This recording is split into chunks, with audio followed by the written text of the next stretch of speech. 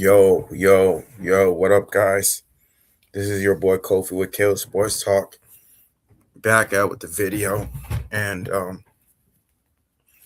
yeah, man, I wanted to do a live stream of this, man. It's just crazy, bro. Chicago Bears, they've been very busy during this off season, man. First one I reported my one of my shorts. This is like early. I reported yesterday.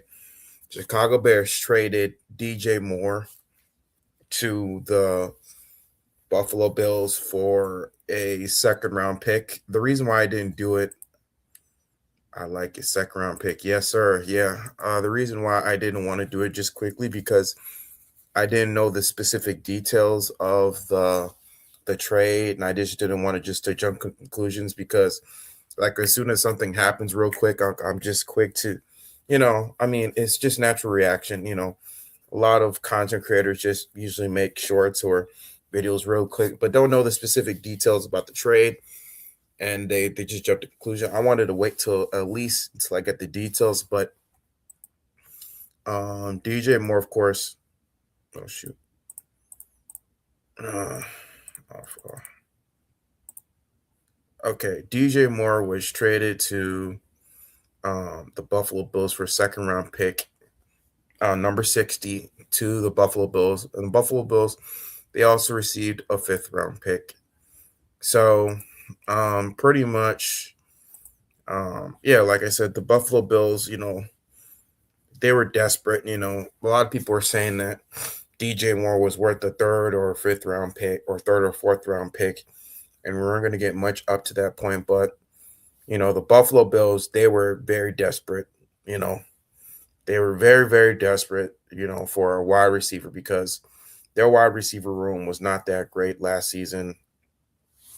Um, you saw what happened last year. When the Denver Broncos literally just shut down those wide receiver core groups.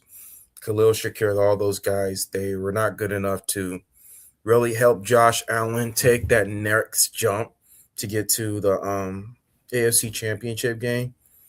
But now that Josh Allen, Josh Allen, he has a bona fide wide receiver one in DJ Moore. Even though I am kind of gonna miss DJ Moore, but I mean it was to be expected because DJ Moore, he didn't have the best chemistry with Caleb Williams. It was always like that throughout the season, even though he said he wanted to stay. But you definitely saw during the season that him and DJ Moore, they never like really got going. They never really um, built that chemistry, even though he was one of the most ready quarter or not ready ready wide receivers in that room. You know, um, he really didn't have too much of an injury history. He didn't face no injury bugs or whatever. Rarely, he was one of the most healthiest wide receiver groups on the team compared to Roma Dunze and Colson Loveland and I mean he was like one of the more reliable targets on the team. It just really the only thing was, and not only that, he was also responsible for four of the top catches in Bears history, bro. We all remember that catch in overtime against the Green Bay Packers toward like the second time we faced them during the regular season. That overtime catch when Caleb Williams threw that 46-yard touchdown to DJ Moore. I will be making a tribute video later on today. Well, not today, but I will be making one today, but probably I'll release one tomorrow on DJ Moore. So stay tuned for that. But yeah, DJ Moore, he was responsible for the best catches in Bears history, most notably that.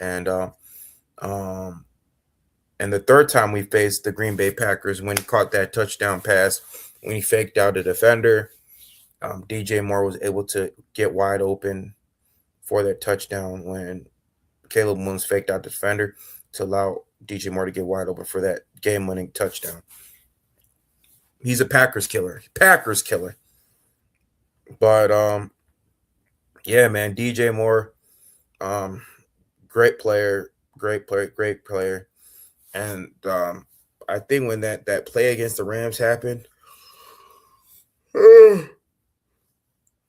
when you took that playoff, bro, I kind of figured, yeah, man, he was gone. He was definitely gone when because if he would have went crazy on, if he would have went 100% on that route, I really do think we probably would have won that game. We probably would have won that game. You know, he probably definitely would have won that game. I don't know if because he was hurt or whatever. I don't know specifics, but it just seemed like uh, he took some time with that playoff, man, and he was just wasn't going full speed. You know, people were expecting, okay, he got hurt. He had a big headache, but that's neither here nor there. I mean, if you're on the field, man, whether you like it or not, bro, like you got to give 100%. You know, if you knew that you're hurt, then don't be on the field. But it is what it is. But um, and then I also want to talk about Tremaine Edmunds as well. It's Chicago, yeah.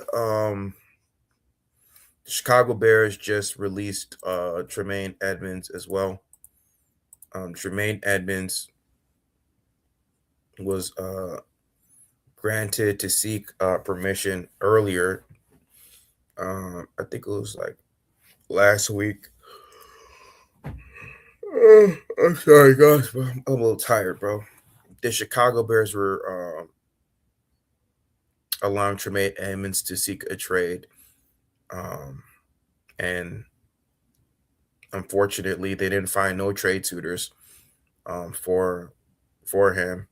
Initially, the Raiders wanted him, but they wanted 2 first-round picks plus him. And Bears were not going to give up 2 first-round picks, which I think I agree. You should not give up 2 first-round picks because those first-round picks are valuable. Those first-round picks are valuable. I'm sorry. Hold on for a quick second.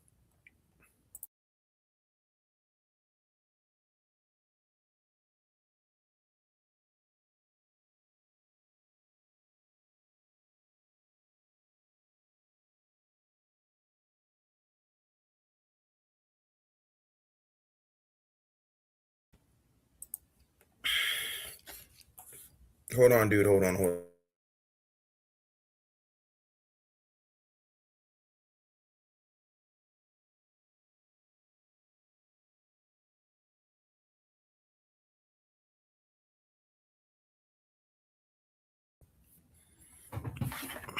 But yeah, like I was saying, the Las Vegas Raiders they wanted 2 first-round picks plus Tremaine Edmonds, and that wasn't going to work out. That really wasn't going to work out. And so the Chicago Bears they ended up releasing him, and that I think that freed up $15 million in cap. And so, well, when we released him, that saved up that release saved at least 15 million more dollars in the Chicago Bears cap space. So right now, I believe we have $44 million right now in cap. So we could definitely use that for getting free agents in the market. I know Tyler Biotish, he was taken by the Los Angeles Chargers, I believe, for a 3-year deal. And so that's the one other Tyler that's not there. So it's Tyler Linderbaum. I think he's the top one. And then I think it's Connor McGovern, who's also the top. Those are the top centers in free agency. And in terms of edge rushers, Trey Hendrickson's available. I think Khalil Mack's going to be available, and Cam Jordan, who also got released from the New Orleans Saints. He's also going to be available, and I believe also the Detroit Lions. Also, I believe released Taylor Decker, if I'm not mistaken. I read reports that Taylor Decker has requested the Detroit Lions release him, and I believe that they already released him. And so he could be a possible option for the Chicago Bears to get a left tackle because he's been a good left tackle. I think he was one of their longest tenured players for the Detroit Lions. He's been there since 2016. He's been there for 10 years, man. And so yeah, man, like if he is released in going towards free agency, he could be a possible option at left tackle. Now, granted, the 49ers, of course, with Trenton Williams, and the San Francisco 49ers have not come to an agreement yet. And so I believe he's expected to be released for the 49ers. Let me check San Francisco 49ers as well. I haven't seen anything about Trent Williams. No news. Cam Curl, he was expected to be a free agent this upcoming season. He signed back with the Los Angeles Rams for a 3-year, $36 million deal. And also AJ Brown sweepstakes. They're also in on AJ Brown sweepstakes as well. They're also in on the AJ Brown sweepstakes, man. But a lot of stuff going around the NFL, man. Whole bunch of stuff going on around the NFL. Those are some of the updates so far in the NFL. Alec Pierce, he's expected to hit free agency. Of course, what's his name? David Montgomery. I'm pretty sure you guys heard David Montgomery got traded to the Texans. Raiders are also setting to release Geno Smith. Geno Smith is expected to be released from the Raiders because that's the thing I don't understand right there. Why don't you allow him to kind of be a backup quarterback for Fernando Mendoza? If you're going to draft Fernando Mendoza, you want to make sure that you have a backup veteran quarterback, for your young quarterback, to kind of show him the ropes. I don't understand that, but I kind of get it. But he could be that bridge quarterback for that young quarterback, But I don't know what else.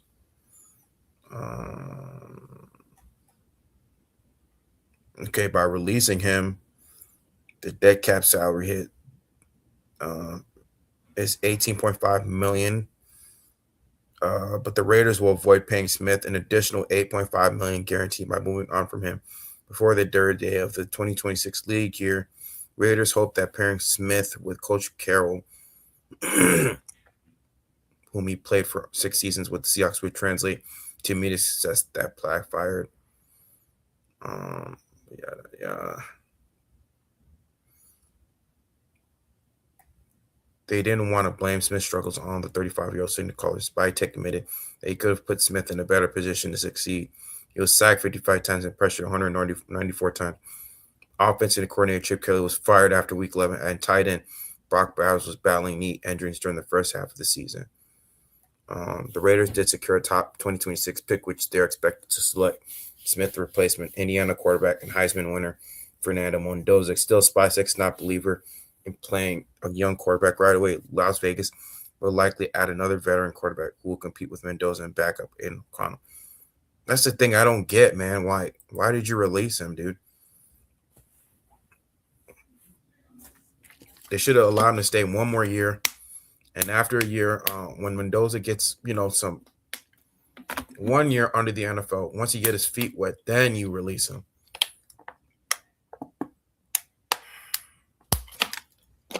That's the thing I don't get, but it is what it is. Let me see. Yeah, guys, I don't have too much to talk about, bro. I think that's all of what's going on in the NFL so far. Like I said, the Chargers just inked Biotis to a 3-year deal. Oh, the Patriots gave Tommy DeVito a 2-year deal worth $7.4 million. Damn, Daniil Hunter got a $40 million deal 1 year. Damn. Oh, he got money. He got paid today, bro.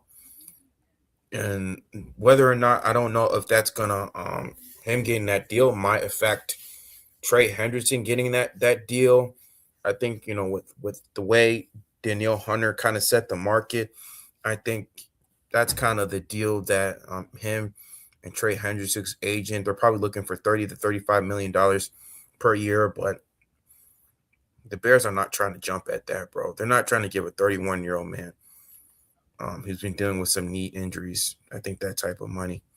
And I don't think that'll be smart. I mean, even though he's a good player, but I don't think I'm going to give him that type of money, bro. But other than that, man, yeah, man, I don't got too much to talk about though. But yeah, guys, I'm gonna give you more updates later on today. I just wanted to make this quick video because um, with the whole DJ Moore trade, do emergency pod. I know this is kind of a little bit late that I made this emergency pod, but I just want to get more details before I actually did the video. But other than that, guys, I'm see y'all later. I'm gonna run. I'll be back.